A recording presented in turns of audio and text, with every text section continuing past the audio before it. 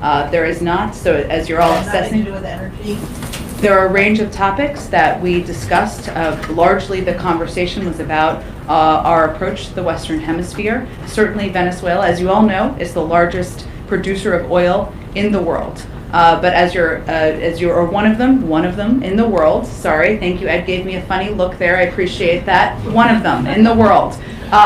But part of our conversation was focused about a range of issues, including encouraging them, of course, to be engaging in steps toward peace. As you may have seen, Maduro has announced his intention to be a part of the talks with the opposition in Mexico. But as you are assessing how to spend your energies in this time of a lot of news in the world, I would not focus a lot of them on conversations about the future of the United States importing oil at this point in time. Go ahead. From Venezuela. Go ahead. Question on the economy. The inflation numbers that we received today show consumers paying almost 8% more than a year ago, and this was before Russia's invasion of Ukraine. So how much higher does the administration expect prices to climb?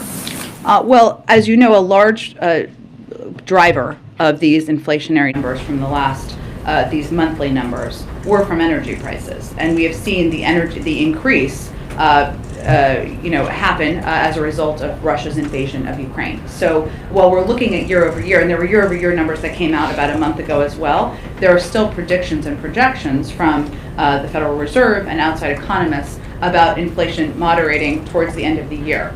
Obviously, they make those assessments on a regular basis. But in terms of prices going up, we do anticipate that gas prices and energy prices will go up. That is something that the president has conveyed very clearly to the American public. We also believe it will be temporary and not long-lasting. And what our focus is on now is doing everything we can to mitigate and reduce those prices and ensure there isn't a longer-term impact. So I can't make new projections for you from here, other than to convey that, yes, it is accurate that the invasion by President Putin into Ukraine has impacted global inflation in the United States because of the impact it's had on energy prices, and that is a significant contributor to inflation, the inflationary numbers we're talking about today. You said this is temporary. You've noted before that inflation is going to wane or is expected to wane by the end of the year. Is that still your belief? That continues to be the projection of the Federal Reserve, of outside economists, and we really rely on them for their projections. But there is also no question that inflation may be higher for the next few months than it would have been without President Putin and Russia's further invasion into Ukraine, particularly due to higher energy prices. And obviously they will watch that, and we are watching that, but that is definitely having an impact. And just one more on this topic. The president said earlier this week that American companies, he sort of urged them not to price gouge. Are you aware of any price gouging in gasoline that's going on right now? That's something we've asked the FTC to look at. They are the appropriate body, an independent body, so I'd point you to them for any assessment of that. But that's something we have to continue to monitor, right? We've been monitoring it, we've asked them to monitor it, but obviously at this point in time, when Americans are paying higher prices at the pump, this is one of the areas where we need to watch closely. Go ahead. I asked you about the transportation mask mandate. Sure. TSA says it was based on a CDC recommendation. I'm just wondering if you're in position to explain the rationale, the science, the logic behind continuing it in places where the community level is low. Well, I would really point you to the CDC to provide further detail, but I would note, as you know, when you get on an airplane, you travel to different places, right? You're not just static in one place, whether it's a green zone or a yellow zone or a red zone. So what they also announced is that TSA that the CDC will work with government agencies to help inform a revised policy framework for when and under what circumstances masks should be required in the public transportation corridor, because it's unique, right? If we're in Washington, D.C. and we're in a green zone or a yellow zone, you can make a clear assessment. If you're moving from one zone to another and you're picking people up from one zone to another, it's a little bit different, and that requires some consultation, which is what they're going to endeavor to do between now and April 18th. Completely separate topic. France said today that the window on an Iran deal is closing. Does the U.S. share that view? Is the sense here that Iran is trying to run out the clock? Well, our view is that we are close. We have been close for some time now, and we also, for the last several weeks, as we've been talking about. We also all know from having been through these negotiations before that the end of negotiations is always when the difficult and challenging parts of the conversation typically take place. So I wouldn't make that assessment or echo that from here. We are continuing to have these diplomatic talks. It is in all of our interests to stay at the negotiating table, and that's what our plan is to do from here. Go ahead. Jen, you said earlier to one of my colleagues that nothing that Russia has done so far in terms of this invasion has gone unanswered when you were being asked about bio and chemical weapons. Obviously, none of what we have done to answer Russia has steered them from continuing this invasion. So why not consider some alternate strategy to communicate to Russia the consequence if they are to do a bio or chemical weapon strike inside Ukraine? Like what? I'm asking you, in other words, why not communicate? You won't say if it's a red line, right? Because you won't say that it's not our intention right now. So let me start there. Is there any red line for Russia that the U.S. would have some involvement where the military entered in Ukraine?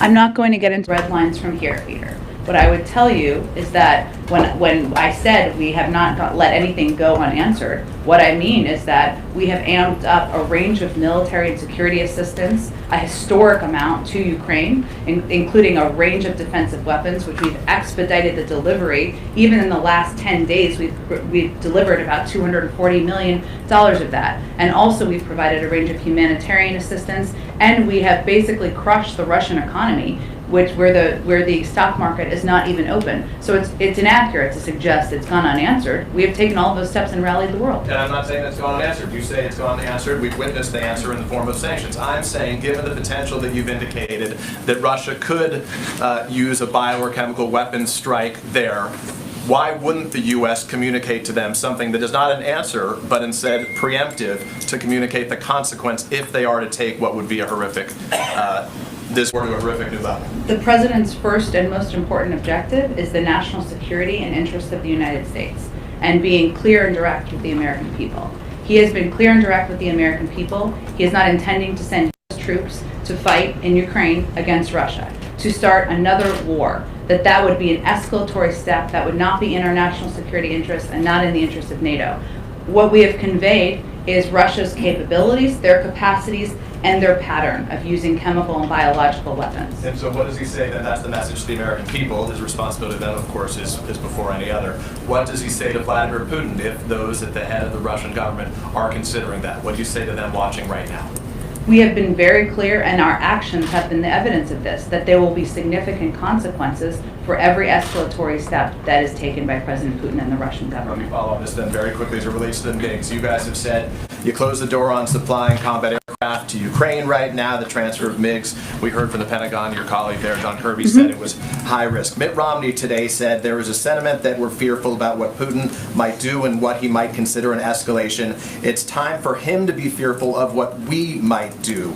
Why is it not a risk, a higher risk, to wait? To wait to what? We're not supplying, to not act in providing MiGs to the Ukrainian country. We said that's a high risk. Why is that a higher risk than not providing them? We're already witnessing civilians die as we speak. Well, I would say what our assessment is based on is how to prevent a world war here, Peter, which is a significant weight that the intelligence community, the Defense Department, and the President of the United States weighs at every moment in time. And they weigh, and I would note that that there was also, I thought, a very interesting comment that was made that is important, I think, for people to understand how we look at this, which is that there's an escalation ladder, right? And there's a difference between an anti-tank weapon, a shoulder-fired missile, an aircraft, and a fighter jet that could cross a border and actually conduct operations on Russian soil. So how we assess things is what kind of assistance can we provide that will be the most impactful, if humanly most impactful in protecting, defending, providing assistance to the Ukrainian people as they are fighting courageously and boldly. We are also trying to prevent ourselves from taking steps that would be further escalatory. I don't think we have held back in any capacity in providing assistance, having the backs of the Ukrainians, but we are not going to do things that we think are not in the interest of the United States or our NATO allies, and that is where the bar is for us. Go ahead. Thank you, Jen. We just heard you say again that you think inflation is going to be temporary. We've heard you say that it was going to be temporary since last spring. So how long do you guys think temporary is? Well, again, Peter, I think what we do is we rely on the assessments of the Federal Reserve and of outside economic analysts who give an assessment of how long it will last. The expectations and their assessment at this point continues to be that it will moderate by the end of the year. There's also no question that when a foreign dictator invades a foreign country, and when that foreign dictator is the head of a country that is the third largest supplier of oil in the world, that is going to have an impact, and it is. And so to that point, inflation goes up today. The president's statement blames the Putin price hike. Are you guys just going to start blaming Putin for everything until the midterms? Well, we've seen the price of gas go up at least 75 cents since President Putin lined up troops on the border of Ukraine. And last month, the statement didn't mention the Putin price hike. It mentioned inflation because of the pandemic. Why is that? Well, Peter, last 2 years, there was a global pandemic. Everyone who's global economists have all agreed that that has been the biggest contributor to date of inflation because of the impact on the supply chain. Obviously, global events impact the global economy, as well as global inflation. And the price hikes as a result that have escalated over the course of time of President Putin's further invasion of the impact on the global oil markets are, of course, having an impact. President Biden has hosted electric vehicle stakeholders here at the White House. Would he host oil and gas producers, the people who are the most affected by the Putin price hike? Well, the oil and gas, I have nothing to preview or predict for you in terms of him hosting oil company executives. Is he open to that? I don't have anything planned on the schedule for that front, but I will tell you that the president has been clear that he believes they have the tools they need, 9,000 unused permits. They have the capacity they need to go get more oil here in the United States, and he encouraged them to do that. And just one more about electric vehicles. You guys are pushing electric vehicles today. This is a president who always talks about the power of our example. Mm-hmm. Does he own an electric vehicle? Presidents of the United States don't do a lot of driving. He's posted videos where he's revving the engine of his Corvette in Wilmington. He owns cars. And he also has driven electric vehicles as president, as to give a model to the rest of the country. Does he own one? I think the president's record on this is clear, Peter. Presidents of the United States, current and when they are no longer, typically are not doing a lot of driving. Go ahead. The Vice President expressed support for a war crimes investigation into Russia. Why at this point isn't the United States comfortable just directly labeling the bombing of a maternity hospital as a war crime? Well, first let me say, the bombing of a maternity hospital is horrific, it's barbaric. I don't think anybody who saw that could not have been emotionally deeply impacted. There is a legal review process that the United States undergoes to make considerations of labeling something as a war crime. That is the ongoing process that we're pursuing at this point in time. It's ongoing. Obviously, if Russia is intentionally targeting civilians, that would be a war crime, but we need to go through the legal assessment and review in order to make a formal conclusion. One more. The journal is reporting that Saudi Prince Mohammed bin Salman declined a request to speak with President Biden recently. Early in his term, the White House said the president would conduct diplomacy with the Saudis through the king rather than through MBS. Why has that policy changed? That report is inaccurate, so let me start there. The president did speak with the Saudi king just a few weeks ago, several weeks ago. It's all running together at this point in time.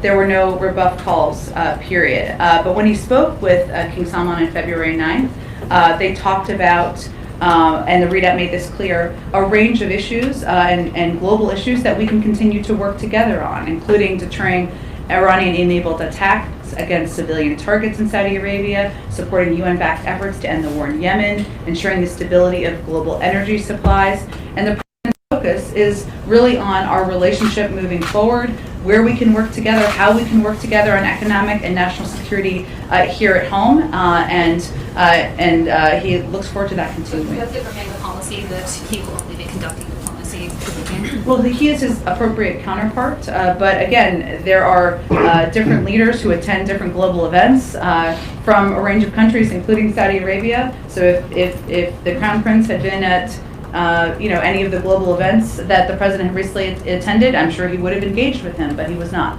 Go ahead. Thanks, Jen. Senator Manchin said today that he supported the Republican plan to move forward with 4 out of 5 Fed nominees. I know that you're going to say that Republicans on the Banking Committee should just get back to work and allow the entire slate to go forward, but the president also said during the State of the Union that these nominees were crucial to the fight against inflation, and we saw today, obviously, that's still a pressing concern. So I was wondering if you could walk me through why you wouldn't take what Senator Manchin called a win, get 4 of your 5 nominees. Is it because Sarah Bloom Raskin herself is crucial to this fight in inflation? Is it that you're worried about a slippery slope in the Senate? Like, why not take the 4 out of 5? I know you give a little bit of a preview of what I might say there, but one, we don't have any change in our approach or policy here. The committee should hold an up or down vote on all 5 nominees. It is important to note that it is not a lack of votes on the committee to move these nominees forward. It is a lack of willingness of Republicans to show up to the committee to actually vote, even against this slate of nominees. That is where we have a core issue here. So we also would agree with the statements from Republicans in the Senate, like Senator Grassley, who have said that senators should not degrade their advice and consent responsibilities and should show up and do the jobs the American people pay them to do. And our hope is that Banking Committee members will show up and do their jobs and vote or not vote or not support these nominees, but allow it to move forward by meeting a quorum. But I guess my question is, why is that core issue more important than the broader fight against inflation for you guys? What is the philosophical thing that you guys are saying it's more important than getting 4 Fed nominees on the board in a time of heightened inflation? We believe all 5 nominees are eminently qualified and should be given an opportunity to be voted through the committee, where we absolutely have the votes. Republicans are just not showing up to get quorum for that vote to move forward. All right.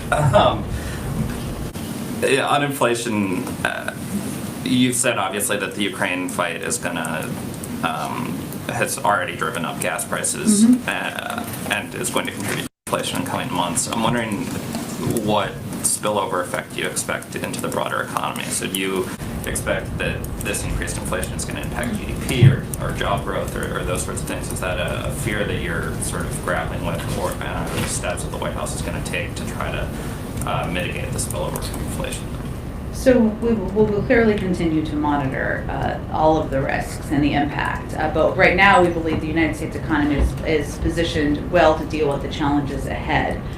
Given, since the president took office, we've seen historic recovery. We've added 678,000 jobs last month and 7.4 million jobs since he took office. We've seen the fastest decrease in unemployment on record and the fastest economic growth in nearly 40 years. So clearly, and you heard the President of the United States talk about this in the State of the Union, inflation and costs are an issue that we will continue to focus. It's a top priority for him. But in terms of the strength and stability of the economy, we do feel we are continue to be positioned well to deal with the challenges ahead.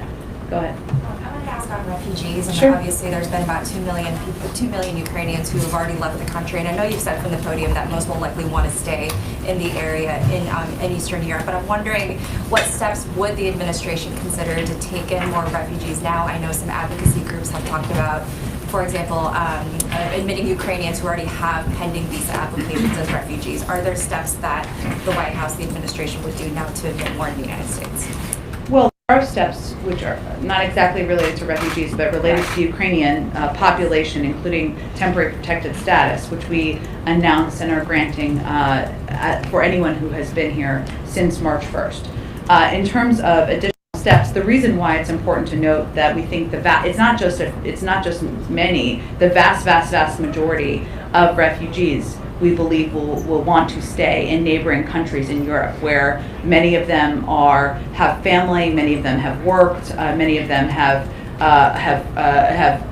friends and others. So that is our assessment. That is why we are continuing to provide humanitarian assistance to neighboring countries who are providing, who are welcoming refugees from Ukraine, who are providing them the assistance they need in this moment of time, and that's where we feel our efforts are best focused. Jen, can I follow up? Yeah. On the refugees, President Duda today, when he was speaking to the Vice President, asked if the U.S. could speed up and simplify as soon as possible the procedures for Ukrainians who want to come to the United States because they have relatives here.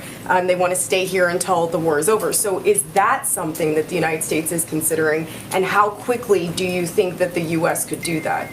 I'm happy to check on that. I would say again, I don't know what the numbers are in that regard, but all of our assessments from communicating with the Ukrainians, with neighboring countries, continue to be that the best way that the United States can contribute to this refugee crisis is by providing humanitarian assistance, funding to a range of countries who are welcoming refugees. So that's where our focus has been. And I also wanted to ask you about comments that Representative Madison Cawthorn made about the Ukrainian government. He said in a video that Zelensky is a thug. He said the Ukrainian government is incredibly corrupt.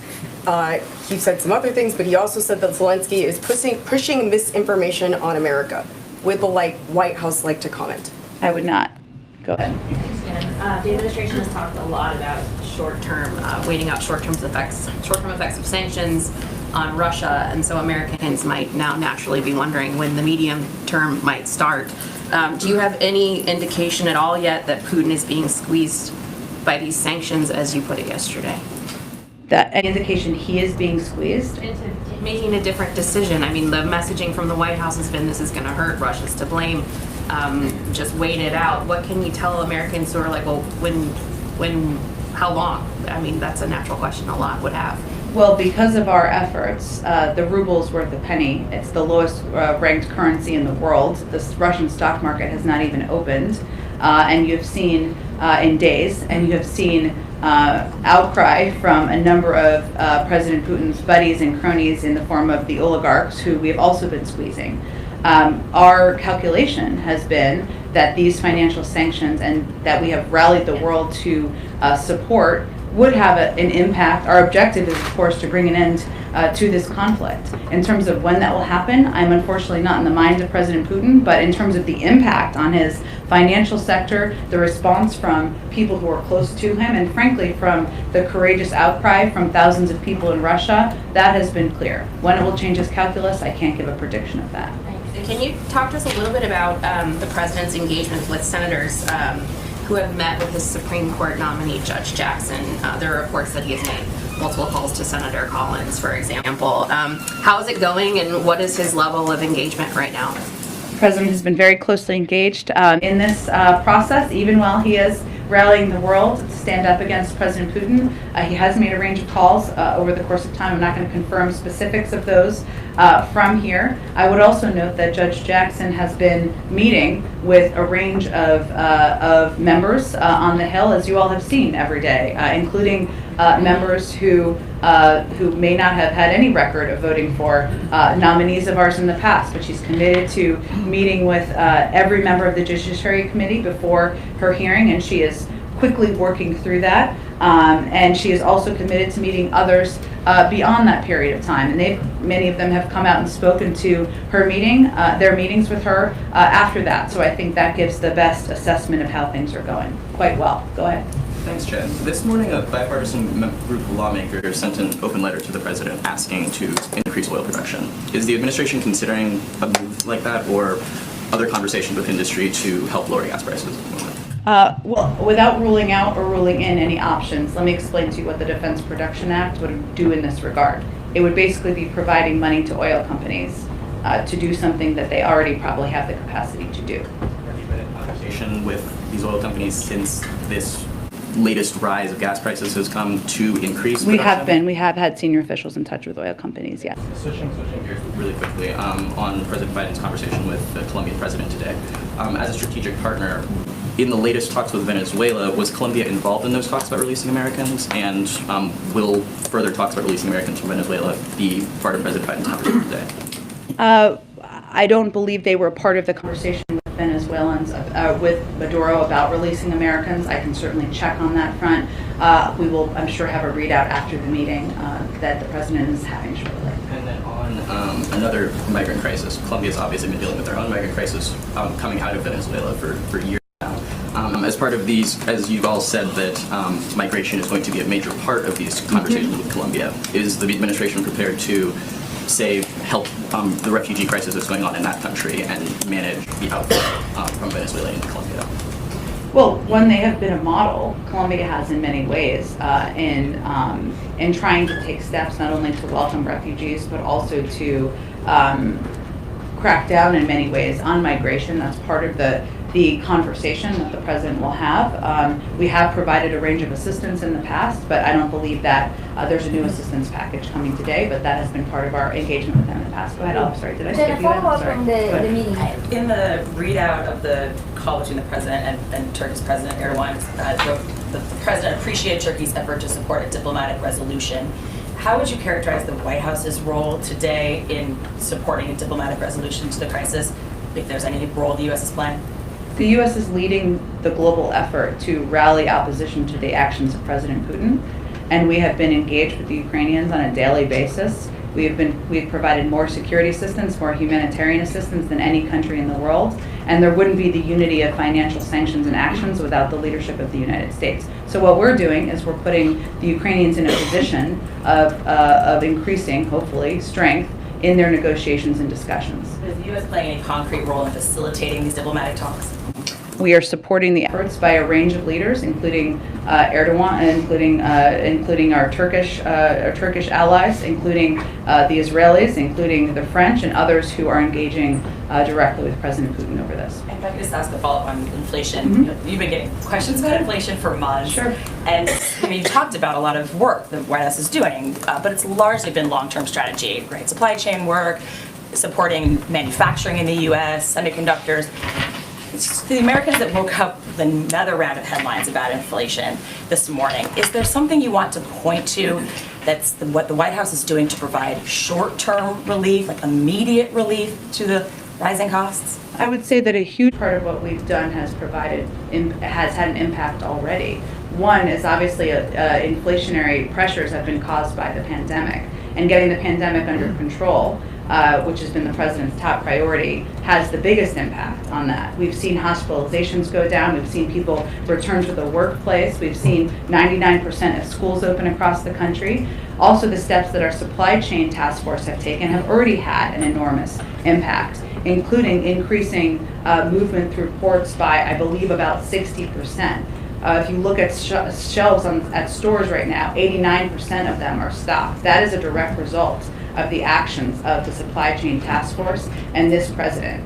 It is also true that while the early stages of inflationary pressures were caused by the pandemic and caused by the impact on the supply chain of that right now what we're looking at are different pressures, right? Which is the pressure of the energy sector that is a direct result of President Putin's invasion of Ukraine. And what we are doing in that regard is leading the world in responding to that and looking at every option possible, including coordinating a coordinated release from the Strategic Petroleum Reserve to ensure we're increasing supply to reduce prices. So I would say that there are a range of steps that have already had an enormous impact across the board on addressing inflationary pressures, but we also are dealing now with a new challenge. That is why we're seeing the inflationary pressures go up. Go ahead. Just to follow up on your point that you said that senior administration officials have been in touch with oil companies boosting supply. I don't know unless this has been reported elsewhere. Can you say which ones and what the response is? I'm not going to detail it further, but we've clearly met with them and remain engaged with them as we do with a range of private sector companies. One other on Ukraine, we talked about chemical and biological weapons. As Russia appears to be moving towards encircling Kyiv itself, something that Pentagon officials, you or others have said could take several days, if not weeks.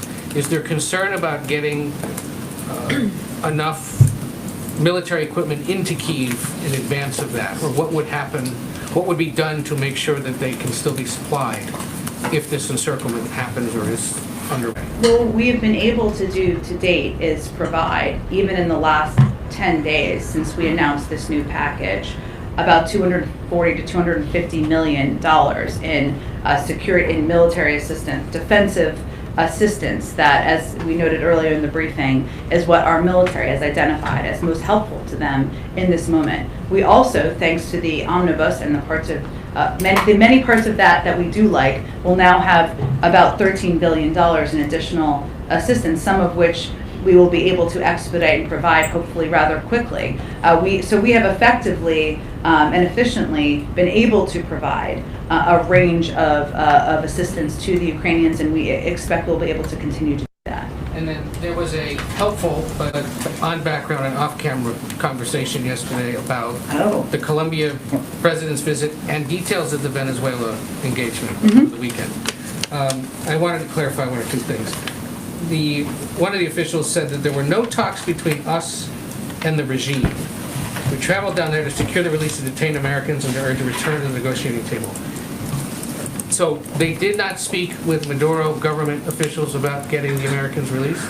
Well, we were working with free American citizens. As I said yesterday, detained in Venezuela, obviously that required speaking with those who had detained them. I don't have more details on who exactly was engaged in that from the Venezuelan side. When was the last time U.S. officials had talked to anyone in the Maduro regime or that was holding those hostages before they went to Venezuela? You mean before they were detained in Venezuela a couple of years ago? Before they got there this weekend. When would It had been ongoing for months. So the timing of this visit, I know they said in the call, for example, that this was the result of months of work. Was it prompted by what's going on in Ukraine, their visit? Or was it the result of unrelated months of work? Because there are some looking at this saying they're taking advantage of the Ukraine situation, potential vulnerability, the need for oil in the global supply, not just in the U.S., but globally. This must have been why they went this weekend. Well, the issue of detainees is our first priority. And we are also, as you know, had discussions about a range of issues, even as they were through different channels. But I would note that there have also been developments, including Maduro committing to engage with talks with the opposition that have happened over the last couple of days. But the release of the detainees was not for the exchange for sanctions relief or buying oil. And as I noted a little bit earlier in the briefing, this is not currently an active, while they are a very large producer of oil, this is not currently at this moment an active conversation about importing their oil. So that's where things stand at this point in time. But obviously when there's opportunity to bring American citizens who are detained home, we're going to take advantage of that opportunity. Can I follow up on that? Yeah. On the timing of these meetings with Nicolás Maduro, when did these meetings actually start?